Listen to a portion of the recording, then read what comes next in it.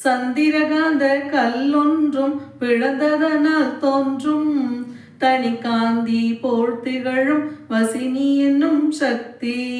மந்திரம் போல் வாக்கினுக்கு வலிமை தரும் சக்தி. மாசக்தி நின்னுடனே வைத்து வழிபட்டாள் என்னாலும் வீறு பெற்று மந்திரம் போல் நிற்கும். எதிரில்லா சொற்கள் தமை ஈந்திடுவாய் தாயே. சிந்தையிலே நாம் மகளும் தீங்க விதையாக்க திறம் தருவாள் சொல்லும் உயிர் பெற்றிங்கே வாழும்.